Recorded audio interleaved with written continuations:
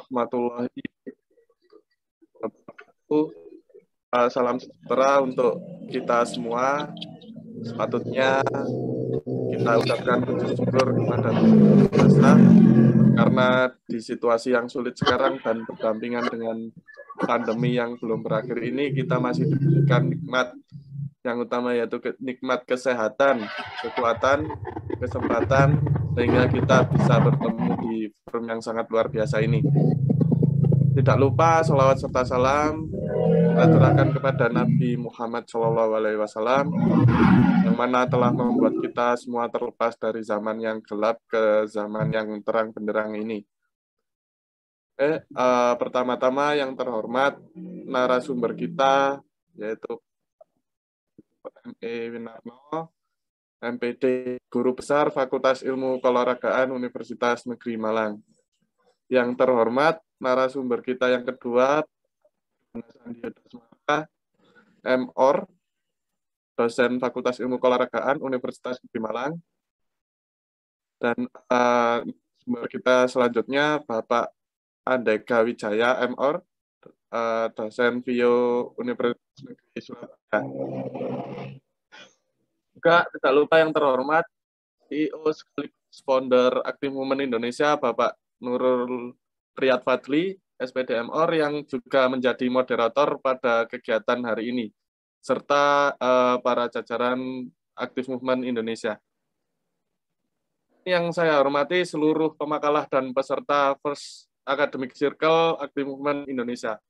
Perkenalkan, nama saya Raka Primayan Saputra, yang pada kegiatan kali ini bertugas sebagai Master of Ceremony sekaligus koordinator acara. Sebelum saya melaporkan kegiatan First Academic Circle ini, izinkan saya terlebih dahulu memperkenalkan komunitas kami, yaitu Active Movement Indonesia. Active Movement Indonesia berdiri tahun 2017 dan sampai saat ini sudah berumur hampir 4 tahun. Yang melatar belakangi berdirinya Active Movement adalah keinginan yang kuat untuk berusaha memfasilitasi jurang yang cukup lebar dan dalam antara harapan kita terhadap olahraga Indonesia ke depan dan kenyataan sebenarnya yang terjadi di olahraga Indonesia, yang sampai sekarang ini masih belum kunjung membaik dalam segala hal. Utama Active Movement Indonesia yaitu bergerak pada literasi olahraga dan membudayakan literasi olahraga tersebut. Selain itu juga Active Movement Indonesia bergerak pada sport massage, sport assessment, sport performance, physical exercise, exercise psikologi, sport evaluation, sport science, sport health science, dan individual skill. Selama 3 tahun lebih kami sudah banyak menyelenggarakan acara, diantaranya yaitu diskusi mingguan rutin, seminar nasional atau webinar secara sebulan sekali, acara latihan atau workshop sama dengan lalu sama dengan Arema Indonesia dalam monitoring dan rekomendasi latihan fisik, sama dalam kondisi fisik, bekerja sama dengan beberapa komunitas lari yang ada di Malang dalam tes kondisi fisik, sebagai tim pelatih fisik futsal Putri UB 2018, pelopor kompetisi Festival Futsal Putri Antar Kampus 2018 sampai 2019, dan masih kami juga memiliki partner yaitu Kinder Movement Indonesia yang bergerak pada literasi fisik anak, lalu Performance Lab, pusat kebugaran yang ada di Universitas Negeri Malang. Oke, baik, selanjutnya saya akan melaporkan kegiatan kegiatan Academic Circle Active Movement Indonesia pada hari ini, yaitu pemakalah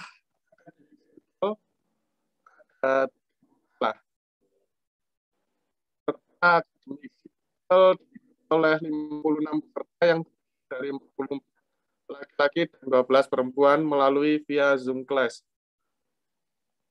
hari ini yaitu literasi fisik masyarakat Indonesia yang akan disampaikan oleh Profesor Dr. M.E. Winarno, MPD, Bapak Donasandi Yudasmara, dan Bapak Andega Wijaya. Oleh moderator Bapak Nurul Riyad Fadli MOr, beliau dosen pendidikan kepelatihan olahraga FIKUM, CEO sekaligus founder Active Movement Indonesia. Beliau aktif di berbagai organisasi olahraga seperti Muay Thai, kriket, bola voli, dan lainnya. Selain itu, beliau juga aktif di berbagai kajian literasi pada bidang olahraga. Sebelum saya serahkan ke moderator, saya menginformasikan ulang kepada semua peserta Academic Circle. Yang pertama, untuk mengikuti dan mematuhi diskusi dari Academic Circle agar kegiatan dapat berjalan lancar tanpa hambatan. Untuk pengisian presensi, karena kegiatan berakhir, form presensi akan ditutup otomatis. Jadi peserta tidak dapat melakukan presensi setelah kegiatan berakhir. Pastikan penulisan nama dan gelar sudah sesuai, karena akan mempengaruhi ketertiban sertifikat. Dan yang terakhir, mohon selalu bersabar dan menunggu ketika ada keterlambatan informasi seperti materi, sertifikat, dan lainnya.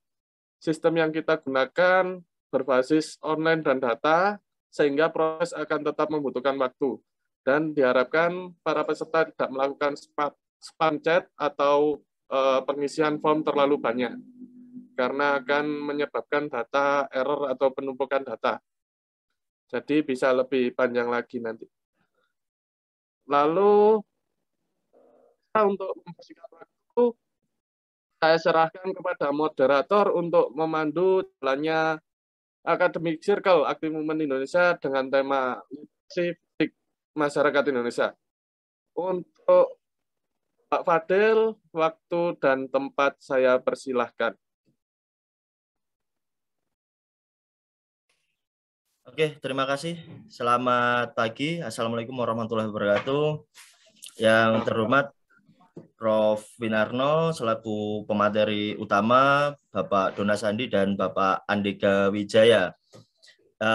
Pada kesempatan kali ini saya selaku moderator gitu kan, dan yang menginisiasi acara dengan tim Active Women. Jadi kami mengadakan acara Academic Circle itu. Jadi acara ini agak sedikit berbeda dengan acara-acara yang lainnya. Kalau biasanya webinar gitu kan, seminar nasional, tapi kita memiliki tajuk yang berbeda dari konteks acara yang sama sebenarnya. Tetapi bagaimana kita bisa berdiskusi langsung nanti, tidak seperti di seminar yang searah dan sebagainya, tapi kita lebih cair nanti diskusinya itu.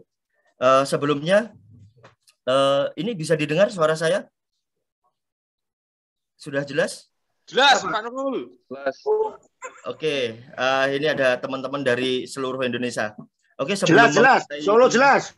Sangat jelas. Oke, ini dari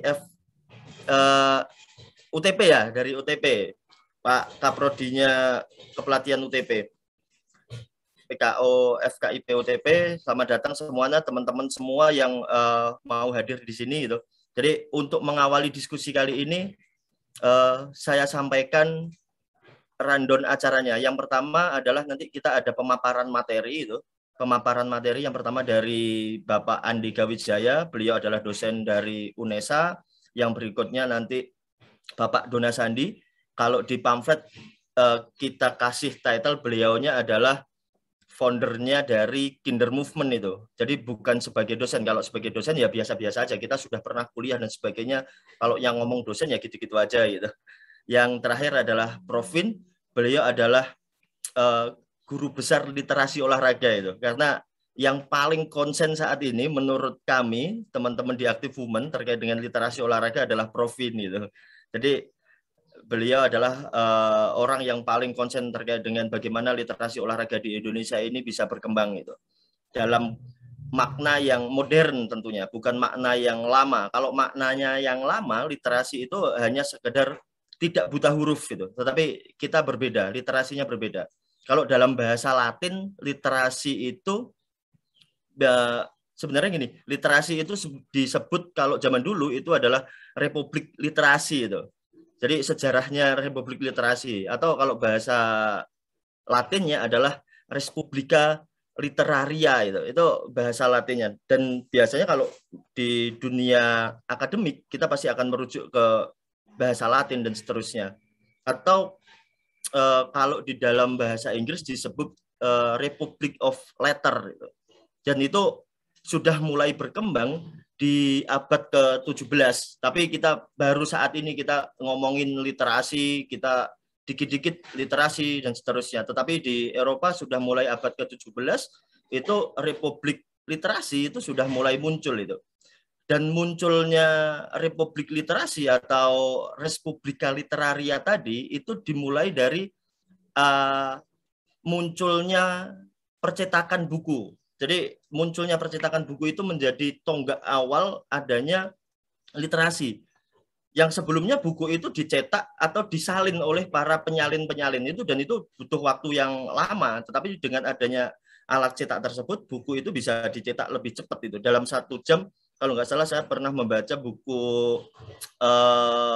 sejarah akademik gitu kalau nggak salah. Di sejarah akademik itu dalam 1 jam pada saat abad ke-17 tersebut bisa mencetak 250 halaman. Itu sangat luar biasa pada abad itu, pada tahun itu. Tetapi kalau sekarang kita sudah berbeda. Sekarang kita bisa langsung buka Google, kita mau apa, mau cari apa, sangat mudah sekali. Tetapi kondisinya malah berbalik gitu. Pada saat itu banyak orang-orang Eropa yang sangat semangat dengan literasi, tetapi saat ini dengan segala sumber informasi kita masih gagal untuk berliterasi. Buktinya Indonesia menempati urutan 10 terbawah gitu dari negara-negara yang berliterasi. Dan kami Aktif Movement sebenarnya concern banget terkait dengan literasi ini, karena memang kalau di awal-awal abad ke-17 literasi itu dimulai dari kafe-kafe itu, karena pasca kolonialisme itu kan orang-orang Eropa itu datang ke Asia, datang ke Amerika, mereka membawa kopi ke Eropa, selanjutnya mereka membuka warung kopi, dan di warung kopi itulah mereka berdiskusi lebih bebas gitu. Dulu sudah ada kampus di sana, tetapi kampus itu lebih mengekang pikiran gitu, karena masih terintegrasi dengan gereja ataupun yang lainnya. Sehingga pada saat diskusi di warung kopi, pikiran itu lebih terbuka, lebih bebas, dan lebih radikal. Tentunya radikal di sini dalam makna yang lebih luas lagi. Jadi makna akademiknya. Dari landasan tersebutlah kami Aktif Movement itu mengadakan berbagai macam acara diskusi seperti yang disampaikan sama MC tadi. Oke. Sehubungan dengan kegiatan seperti ini muncul sikap kritis gitu. Jadi biar sikap kritis kita masyarakat Indonesia terkait dengan olahraga ini akan semakin bagus. Kalau kita bisa merujuk ke dalam acara-acara televisi, acara-acara YouTube dan sebagainya, banyak sekali sikap kritis masyarakat itu terkait dengan politik, terkait dengan kebijakan ekonomi, terkait dengan hukum dan sebagainya. Tetapi sikap kritis di dalam konteks keolahragaan itu masih sangat minim sekali. Sehingga kita dibutuhkan sikap kritis tersebut untuk merubah sesuatu sehingga olahraga di Indonesia ini bisa menjadi lebih baik. Biar tidak stagnan dalam konteks seumpama prestasi gitu. Prestasi kita di Olimpiade, kita sangat bangga sekali dengan perolehan yang masih konsisten dan terus konsisten, semoga tidak konsisten gitu kan. Di Olimpiade yang akan datang emas kita nambah dari 1 gitu. Tuh. Dan mungkin kita juga harus kritis juga di dalam program pemerintah itu ada program Indonesia Bugar 2045 yang itu merujuk kepada Indonesia Emas 2045. Dari Indonesia Bugar tersebut kita harus mengawal konteks Indonesia Bugar itu dalam proses 25 tahun yang akan datang atau 24 tahun yang akan datang ke depan itu. Nah, dari konteks tersebut sehingga kita bisa mendiskusikan mau apa Indonesia yang akan datang dengan keadaan literasi yang saat ini. Oke, lebih jelasnya dari pengantar saya yang sedikit tadi, kita akan kupas tuntas materi-materi tersebut, bagaimana literasi ke depannya, bagaimana kondisi saat ini yang ada di Indonesia, bagaimana kita memposisikan sebagai akademisi ataupun kita sebagai praktisi di lapangan, baik yang guru maupun yang pelatih.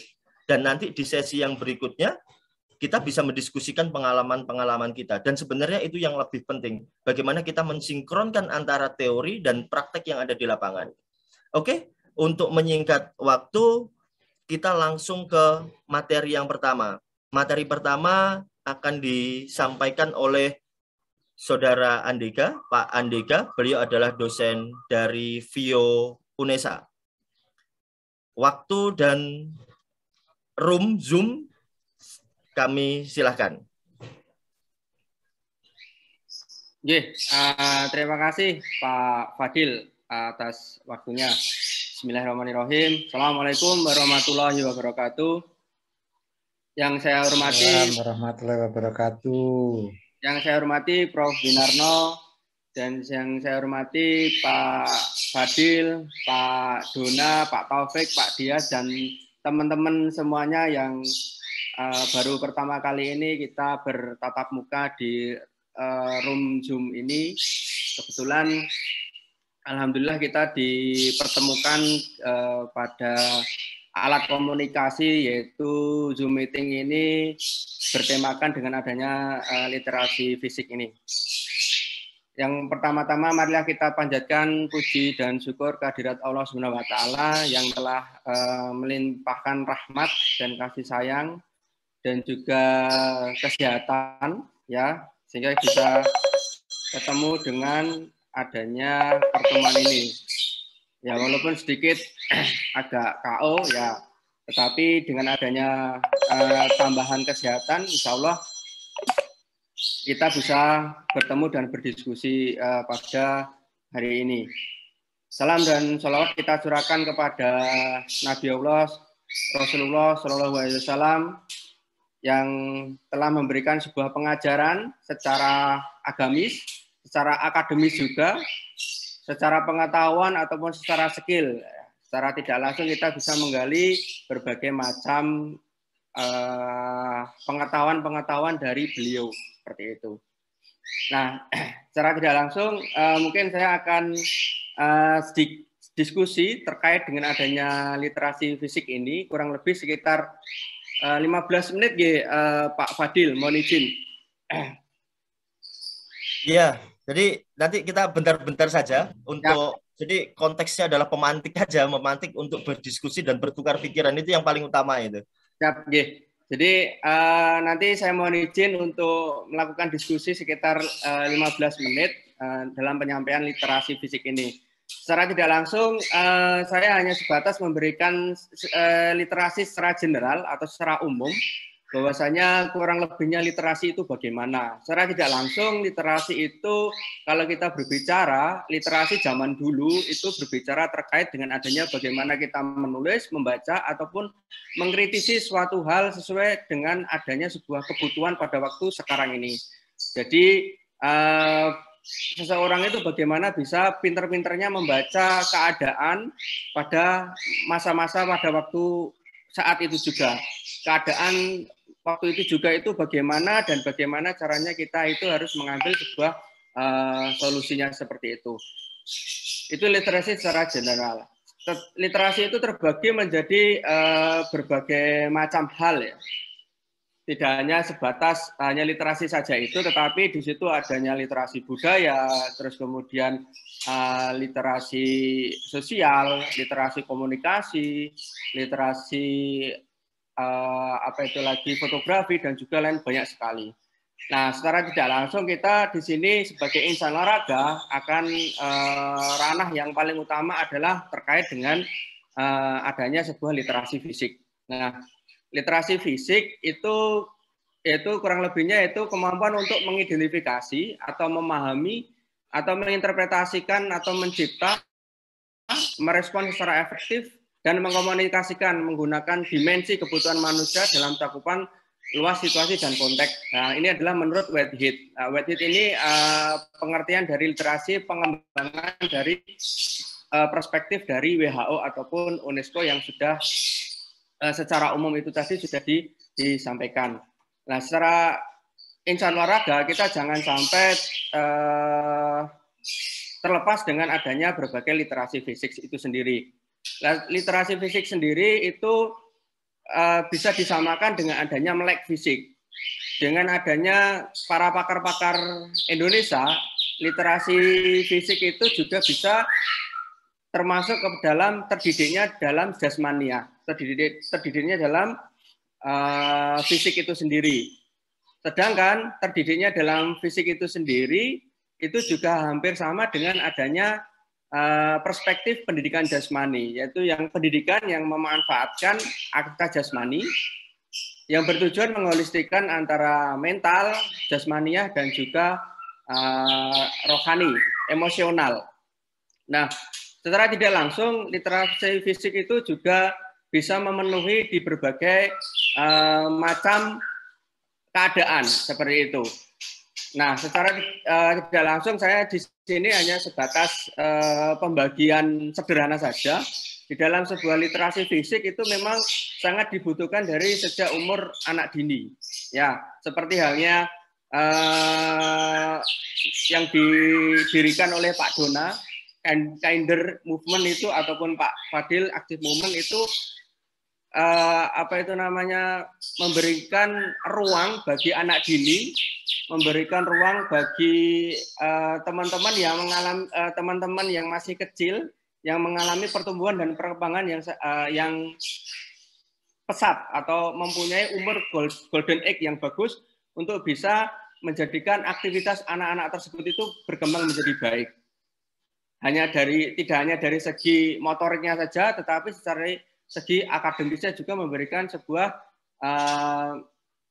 peningkatan yang baik juga. Nah, maka dari itu memang anak dini itu memang sangat sangat sensitif terkait dengan adanya sebuah pengembangan dan juga pertumbuhan tersebut. Maka literasi fisik ini memang sangat dibutuhkan. Terus menunjang ke dalam anak-anak muda. Anak-anak muda juga adanya sebuah literasi fisik juga sangat diperlukan. Apalagi seperti halnya contoh ketika anak muda itu kenapa aktivitas fisik ataupun literasi fisik sangat diperlukan di kalangan-kalangan anak muda.